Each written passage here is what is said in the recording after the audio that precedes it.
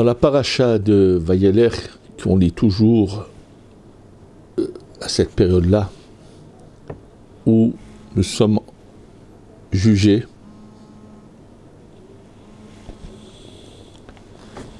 et il y a certainement un enseignement important. Et là, cette paracha, bien sûr, il y a plusieurs enseignements importants, mais un des enseignements, c'est que nous savons que on annonce la fin de la vie de Moshe Rabbeinu. Et que c'est pour cela que Kadosh Baruch Hu lui raconte ce qui va un peu se passer. Et je pense qu'un des liens importants qu'on va comprendre, c'est par rapport à ce que je vais vous dire tout de suite dans la Gemara de Masechet Brachot, Daf Kafret Amud Bet. La Gemara dans Masechet Makot, Masechet Brachot, raconte que lorsque Rabbi Yochanan ben Zakkai était mourant, malade donc avant de mourir, mourant, sont rentrés, ses élèves lui rendent visite. Maintenant, nous savons que Rabbi Yochanan ben Zakkai, dans d'autres endroits, la Gemara raconte de lui que c'était quelqu'un d'une grandeur inimaginable. Son savoir en Torah, sa grandeur, sa sainteté, tout ce que vous pouvez imaginer, sont mentionnés dans la Gemara sur lui en particulier. Et lorsqu'il a vu ses élèves rentrer, il est marqué « Itril livkot », il s'est mis à pleurer. Amrulo talmidav, l'ont dit ses élèves. Ner Yisraël, ça veut dire tu es la lumière du peuple d'Israël. Amoud Hayemani, le pilier droit.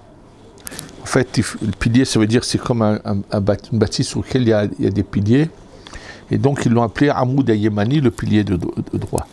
Patish et Chazak, le marteau qui est dur. C'est-à-dire qu'ils m'ont donné des termes qui font allusion à sa grandeur. Mi penema ataboché.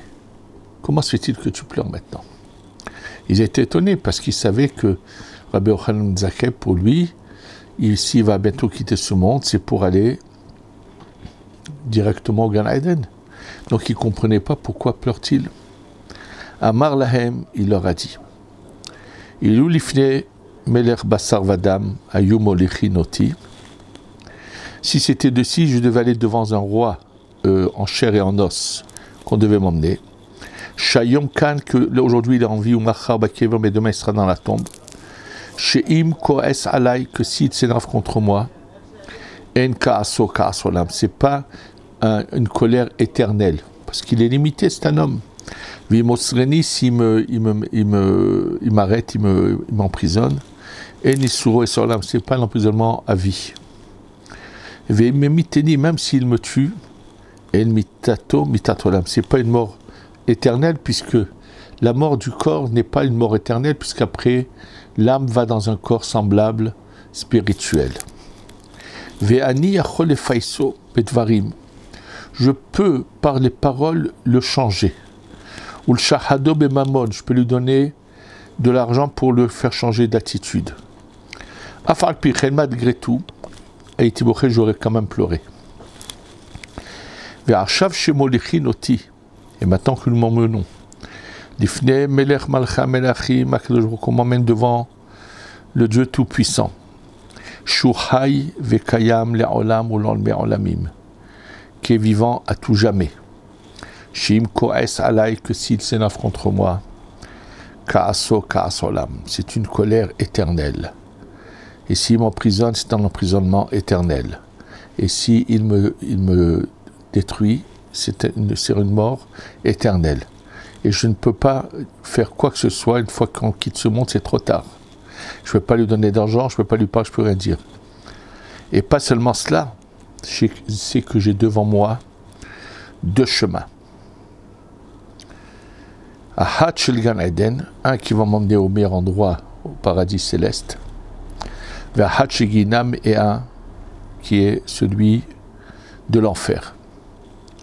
Ve'eni yodea be'eze mehem molichim oti. Et je ne sais pas dans lequel de ces deux chemins on va m'emmener. Vélo FK, je ne vais pas pleurer. Donc il explique pourquoi il s'est mis à pleurer au moment de sa mort. Amroulo, donc après ils ont demandé d'être béni, Rabbeinu Barchenu. Il leur a dit, Yeratson, fasse que ce soit désirable devant Dieu, que la crainte de Dieu soit au moins comme celle des hommes. En tout cas, je voudrais ici mettre en évidence un point important pour ces jours qui restent avant Kippour. Cette Gemara, bien sûr, nous rappelle ce que le témoignage qu'il y a sur le Harizal. Que dès Rosh Hashanah, les sanglots venaient chez lui. Et à plus forte raison, Yom Kippour. Le problème qu'il y a malheureusement aujourd'hui, c'est que des fois les gens vivent dans le mensonge total. Et je vais expliquer ce que je veux dire. J'ai entendu tout récemment quelque chose qui m'a énormément touché, de la grandeur de celui qui a fait ce qu'il a fait. Dans un minyan francophone en Israël, où se trouvait un rave que j'apprécie beaucoup, qui sa grandeur et son honnêteté m'ont touché. C'est dans un minyan où se trouvait le rave Khaliwa Aranana. Je ne sais pas à quelle année il n'est plus là-bas, mais à quelle année ça s'est passé. C'était à la suite d'un scandale où étaient mêlés malheureusement des gens de notre peuple qui avaient fraudé et s'étaient enrichis d'une manière qui est immorale. Et lui, apparemment, savait qu'il y avait dans la communauté des gens qui étaient mêlés à cela. Et à l'entrée de Kippour, il a pris la parole et il leur a dit, sachez, je demande à tous ceux qui ont de l'argent sale de ne pas faire de dons et de n'acheter aucune mitzvah dans notre minyan, car nous ne voulons pas de l'argent sale au service de Dieu. Et j'ai beaucoup apprécié cela parce qu'il faut malheureusement rappeler aux gens qu'ils arrêtent de se leurrer, qu'ils arrêtent de se prendre pour des tzadikim alors qu'ils sont la pire des personnes. Et ce qui m'a fait donner l'envie de parler de cela, c'est que là, il y a juste, à Rosh Hashanah, à la fin de Rosh Hashanah, je me suis trouvé quelque part, et j'ai entendu quelqu'un qui a fait tchouva, mais qui a entre-temps étudié, et qui a parlé quelques minutes quelque part où je me trouvais, et les paroles, la déformation mensongère de la Torah m'ont choqué, m'ont même peiné. Quand le Harizal, on raconte qu'il pleurait, pour quelles raisons? C'est exactement les mêmes raisons que Rabbi Yochanan ben Zakkai. Et d'ailleurs, de cette Gemara de Rabbi Yochanan ben Zakkai, le Hida, le Rosh avant tout, le Hida, combien d'autres commentaires, on dit, rappelle-toi, si quelqu'un comme Rabbi Yochanan ben Zakkai,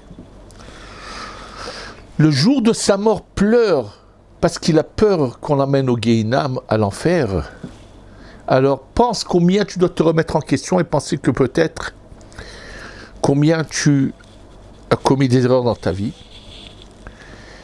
Et au contraire, plus la personne est grande, plus elle se remet en question à se dire, est-ce que j'ai vraiment rempli ma mission? Est-ce que j'ai vraiment fait ce que Hachem attendait de moi par rapport à ce que je suis? Est-ce que je n'ai pas failli à ma mission? Et là, j'ai entendu, quand on commence à philosopher dans la Torah, on peut dire les plus grosses bêtises, les plus gros mensonges, et déformer et inverser le sens même des paroles. J'ai entendu quelqu'un, je ne sais pas comment il a pu le comprendre, à travers quel livre il aurait compris des choses pareilles. Pourquoi y a-t-il des pleurs que Rabbi Chaim Vital dit que l'Arizal pleurait à Rosh Hashanah?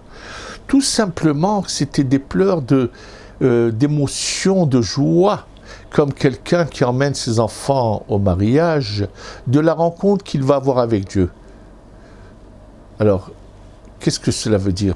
La personne qui dit ça veut tout simplement dire, on n'a rien à craindre, on est parfait. Ah, Rabbi, le Harizal pleurait? Non, c'est des pleurs de joie. Presque il avait envie de dire, on va danser à Rosh Hashanah. C'est inverser, complètement fausser les choses. Et malheureusement, ça me rappelle une anecdote authentique que j'avais entendue, que j'ai eu l'occasion de vous raconter. Ça s'est passé en Europe avant la Shoah, bien sûr. À l'époque où les gens savaient ce qu'était la valeur de la Torah, et comme il n'y avait pas de kolélim, donc tout celui qui avait les moyens financiers cherchait pour sa fille, pas tous, mais la plupart des gens qui savaient ce qu'était la valeur de la Torah, cherchaient pour leur fille un jeune homme qui serait brillant en Torah et qui deviendrait un grand personnage en Torah, mais pour cela, il faut lui donner la possibilité de s'asseoir des années à étudier sans qu'il ait de soucis financiers. Et donc, ça a été le cas d'un homme riche qui avait beaucoup d'argent et qui va chez ce qu'on appelle un chatran, celui qui, en général, faisait ce travail de trouver les personnes qu'il faut pour les filles de ces gens riches. Et donc, quand il va chez ce chatran, il lui dit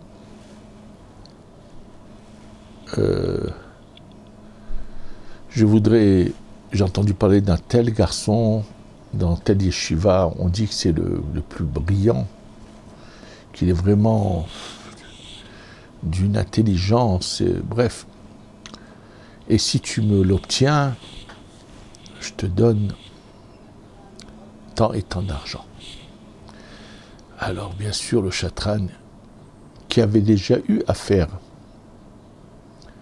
à ce garçon, s'est dit, parce que c'est un garçon qui avait souvent refusé, plusieurs fois déjà refusé de bonnes propositions. Donc il va le voir en lui disant, tu sais, cette fois j'ai une proposition vraiment exceptionnelle. Tu auras quelqu'un, il lui fait vraiment les éloges du père de la fille, et sache que tu auras la tranquillité d'avoir la possibilité d'étudier la Torah. Bref, il lui raconte des choses. Et de nouveau, à sa grande surprise, le jeune homme refuse. Non, c'est pas assez pour moi. Quoi? Oui, c'est pas. Bon. Cette fois, le chatran n'accepte pas sa défaite.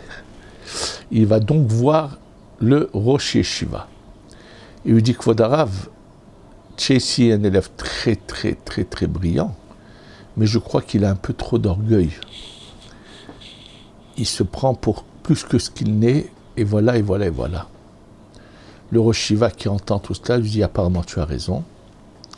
Il appelle ce jeune homme et lui dit, tu sais, c'est bien, tu as étudié tout, mais il faudrait que tu prennes des livres qui parlent sur l'amélioration de la conduite de la personne, et tu devrais travailler sur le sujet de la anava, la modestie.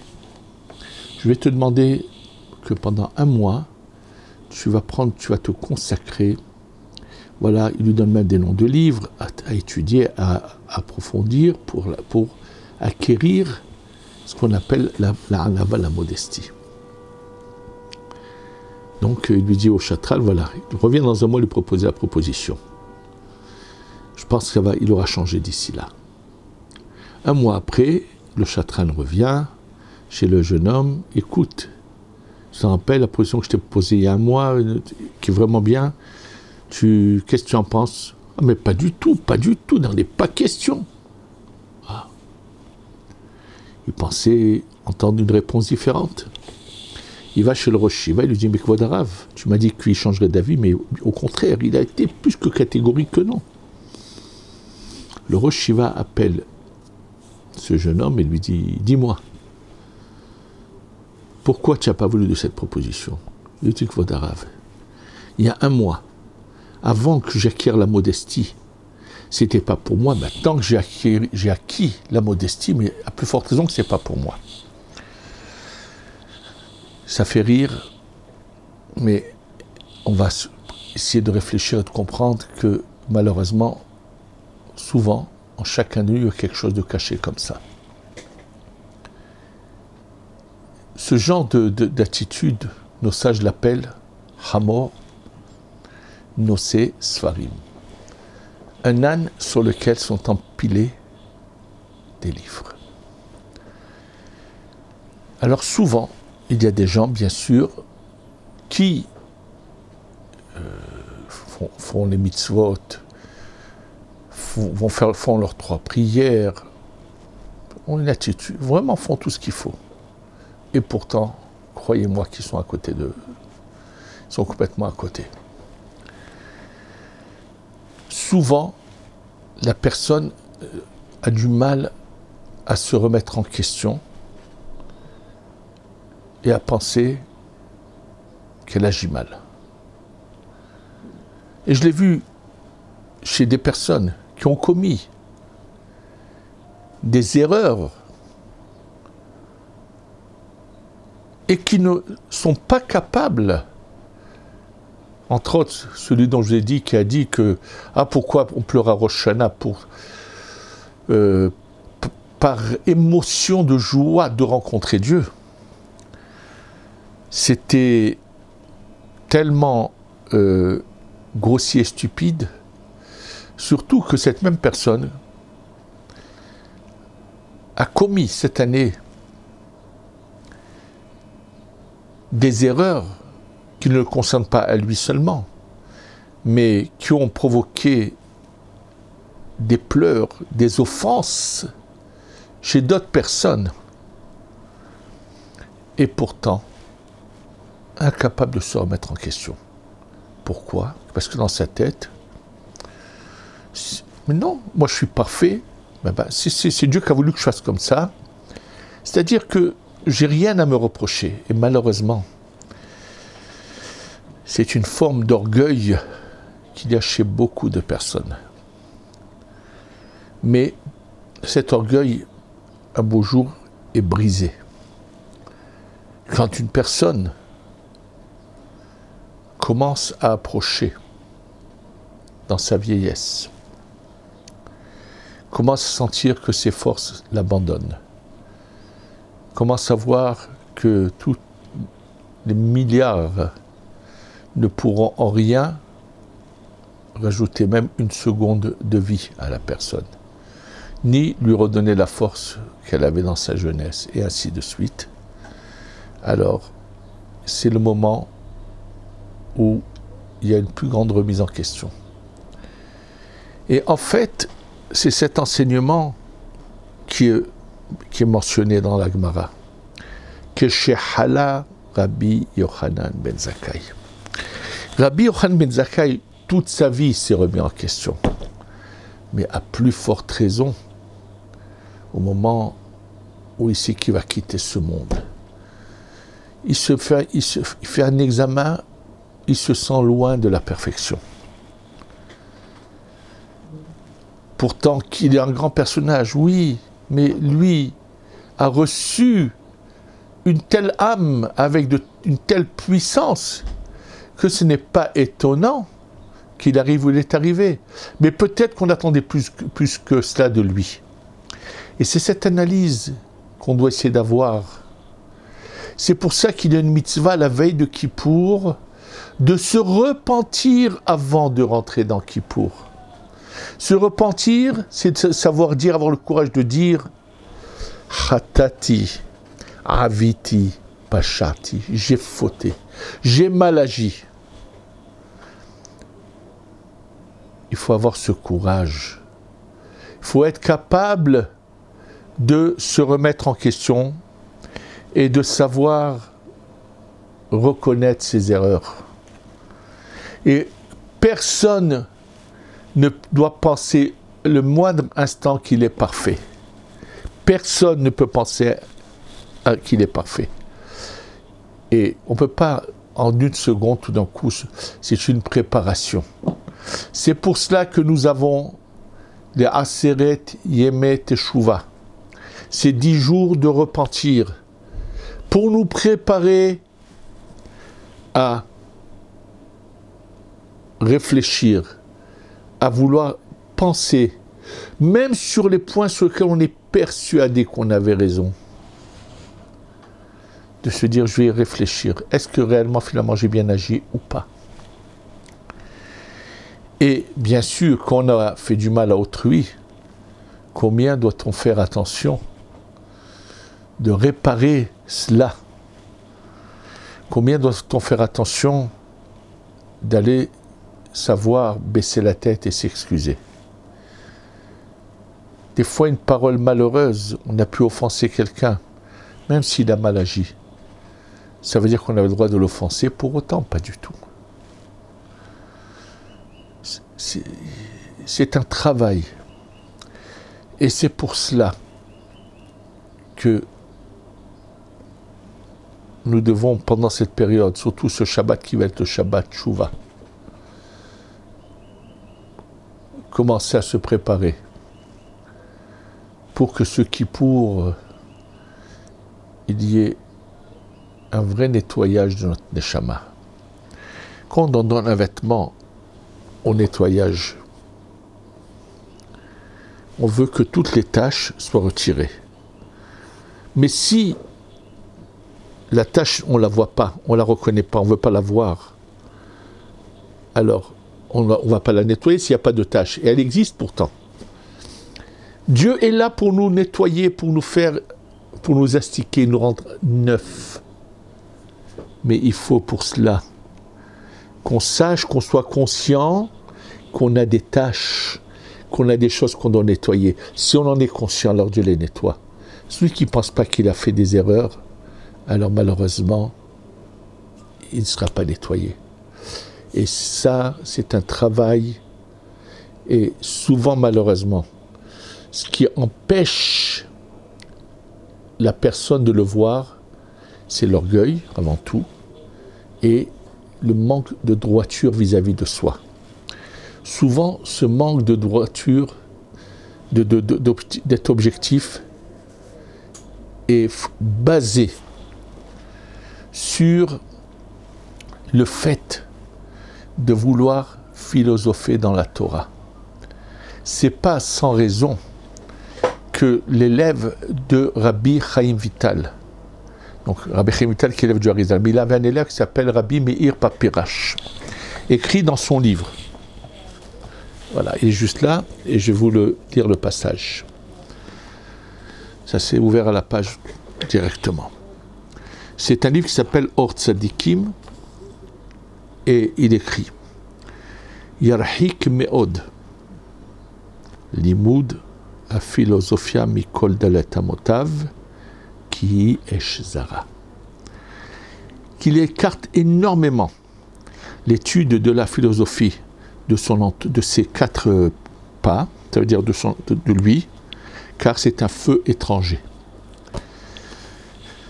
Vous savez, malheureusement, dans les 400 dernières années, beaucoup de livres ont peut-être été écrits. Mais dans un autre cours où j'ai raconté l'histoire de cet enfant qui, depuis la naissance, n'avait pas oublié la Torah, et que finalement c'était le rabbi de Belz qui lui a tout fait oublier, mais lorsqu'il a commencé à parler, on s'est rendu compte qu'il connaissait toute la Torah par cœur. Et on s'est rendu compte Alors on commence une phrase dans la Gemara, il était capable de dire toute la suite. Je ne parle pas de la Bible qu'il connaissait par cœur, de la Gemara, le Rambam, c'est-à-dire jusqu'à l'époque du Shulchan Aruch à peu près, pratiquement tout ce qui avait été écrit, qu'on a encore, il le connaissait par cœur. Et la grande surprise a été que dans les dernières générations, il y avait des livres qu'il connaissait, mais il y avait des livres qu'il ne connaissait pas. Pourquoi? Parce que ces livres n'avaient pas été reconnus comme de la Torah au ciel.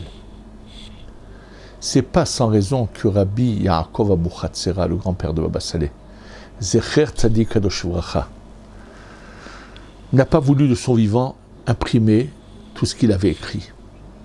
Il a dit à ses enfants, il attend de monter au ciel. Et lorsqu'il verra qu'on a accepté ces livres comme de la Torah, il leur permettra de les imprimer. Et c'est ce qui s'est passé. Et c'est marqué d'ailleurs dans la préface d'un de ses livres. Il est ensuite venu en rêve chez un de ses enfants en disant, c'est bon, vous pouvez imprimer. Mes livres ont été acceptés comme de la Torah. Parce que souvent, je vous dis, des gens ont déformé. Et dans notre génération, combien de choses sont écrites qui sont du mensonge, de l'invention, de la déformation. Pourquoi? Parce que c'est dur de se remettre en question. C'est plus facile de se tromper, de se leurrer, de se mentir à soi-même, de vouloir dire, mais non, Dieu nous aime comme on est. Ah, c'est marqué que le Harizal pleurait à Rosh Hashanah. Non, c'est des pleurs de joie. Comme ça, on passe à Rosh Hashanah tranquille.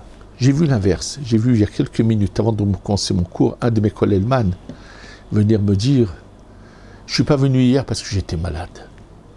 Il m'a dit là, tout ce que j'ai ressenti à Rosh Hashanah, cette crainte du jugement de Dieu m'a rendu malade. Je lui ai dit, c'est ce que Dieu voulait de toi. Que tu prennes conscience de toutes tes erreurs de ton passé, et Dieu est fier de toi que tu t'es remis en question.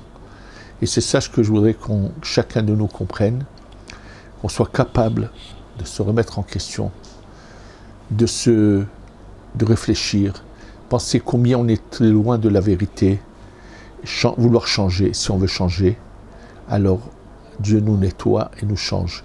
Et nos pleurs sont le meilleur détergent pour effacer ces taches qu'on a fait sur le vêtement de notre neshama. Qu'Hachem nous aide à faire une vraie teshuva. Tizku leshanim rabot ne'emot vetovot. Amen. Et je voudrais juste rappeler que ce cours est pour l'élévation de l'âme de Esther Bat Rivka Zichona Livracha, dont le 5 Tishrei, ça sera sa askara, que c'est Tivrei Torah Sele'elu Nishmata. Amen ve Amen. Yerushalayim